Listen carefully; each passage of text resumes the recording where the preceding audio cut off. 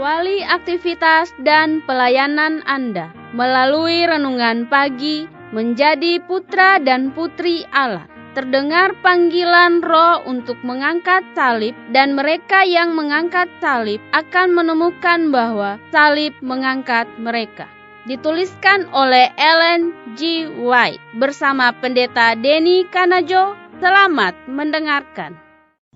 Salam, salam sejahtera untuk para pendengar dimanapun Anda berada saat ini. Kita berjumpa kembali dalam mendengarkan firman Tuhan melalui audio Renungan Pagi. Pada tanggal 2 Maret 2021 dengan judul Kita Belajar dari Kristus. Sebelum kita melanjutkan bacaan renungan kita pada saat ini, saya mengajak untuk kita berdoa. Terima kasih Tuhan Yesus. Kebaikan kemurahan Tuhan sudah jaga pelihara kami sepanjang tidur malam kami. Pagi ini kami bangun dengan tubuh sehat dan segar. Kami rindu untuk mendengarkan kebenaran firman Tuhan sebelum kami melakukan segala aktivitas pelayanan kami sepanjang hari ini. Kami siap untuk mendengarkannya. Berbicaralah mulia hamba pada saat ini, karena kami rindu mendengarkan suara-Mu. Ampuni kami Bapa, kami sudah berdoa hanya di dalam nama Tuhan Yesus dan Juru Selamat kami. Amin. Ayat inti kita terambil di dalam Matius 11 ayat yang ke-29, demikian firman Tuhan. Pikulah kuk yang kupasang dan belajarlah padaku, karena aku lemah lembut dan rendah hati, dan jiwamu akan mendapat ketenangan. Mari kita ikuti penjelasannya. Hanyalah oleh bantuan guru ilahi itu kita dapat mengerti segala kebenaran firman Allah. Di dalam sekolahnya kita akan belajar bagaimana menjadi lembut dan rendah hati. Ia menunjukkan kepada kita bagaimana mengetahui segala rahasia kesalehan.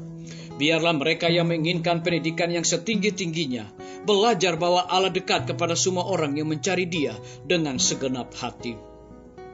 Semakin sering seseorang melihat tabiat Allah, makin menjadi rendah hati dan makin rendahlah penilaiannya terhadap dirinya. Sesungguhnya inilah bukti bahwa ia memandang Allah, bahwa ia bersatu dengan Yesus Kristus. Kecuali kita lemah lembut dan rendah hati, kita tidak dapat dalam kebenaran mengaku bahwa kita mempunyai pengertian tentang tabiat Allah. Manusia boleh menganggap bahwa mereka memiliki kualifikasi superior. Talenta-talenta mereka yang cemerlang, kepintaran yang besar, kefasihan lidah, kegiatan dan semangat oleh menyilaukan mata, mengembirakan kehendak hati, dan membangkitkan perasaan kagum dari orang-orang yang tidak dapat membaca di bawah permukaan. Tetapi kecuali kerendahan hati dan kesederhanaan dihubungkan dengan segala karunia yang lain-lain ini, sifat memuliakan diri dan meninggikan diri akan tampak. Kecuali tiap-tiap kualifikasi itu ditabiskan kepada Tuhan, kecuali orang-orang kepada siapa Tuhan telah mempercayakan karunia-karunia berusaha mencari rahmat yang satu-satunya dapat menjadikan kualifikasi mereka itu berkenan kepada Allah.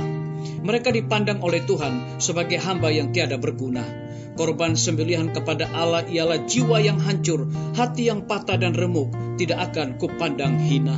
Ya Allah, barang siapa yang hatinya hancur dan ditaklukkan, yang telah melihat kenyataan yang mulia dari tabiat Allah, tidak akan menunjukkan kepongkahan, diri akan hilang di dalam keinsafan yang ada padanya tentang kemuliaan Allah yang ajaib, dan keadaan mereka yang tiada berharga semata-mata.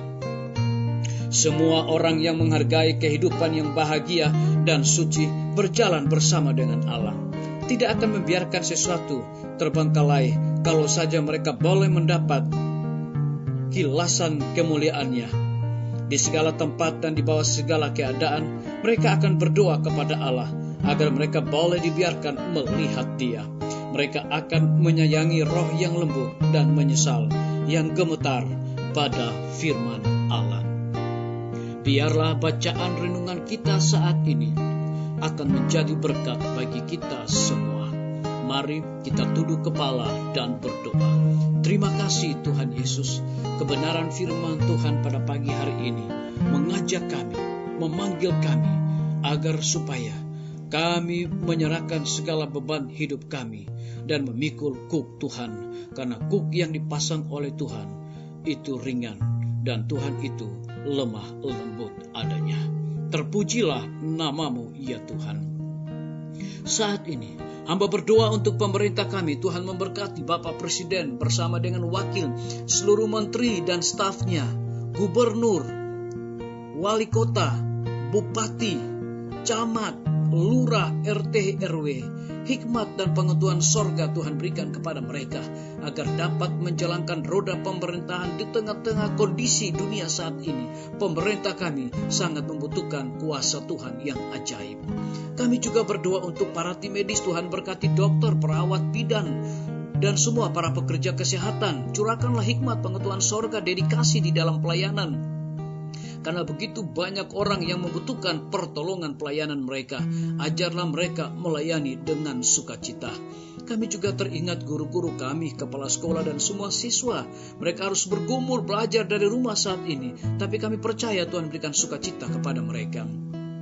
Kami juga berdoa untuk pimpinan-pimpinan gereja Tuhan dari tingkat yang tertinggi sampai kepada jemaat, bahkan seluruh gembala jemaat, dimanapun mereka berada. Tuhan lindungi, pelihara mereka. Curahkanlah kuasa Roh Kudus-Mu di tengah-tengah pelayanan mereka.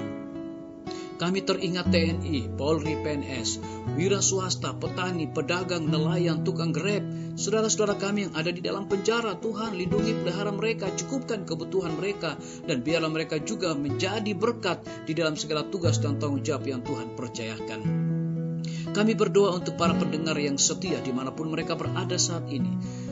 Dengan bertambahnya usia yang Tuhan percayakan di dalam hidup mereka, biarlah mereka selalu bersyukur dan melayani Tuhan senantiasa. Terima kasih Tuhan Yesus, dengarlah doa kami dan mau mengampuni segala dosa kami. Kami sudah berdoa hanya di dalam nama Tuhan Yesus dan Juru Selamat kami. Amin. Sampai jumpa. Tuhan Yesus memberkati kita semua.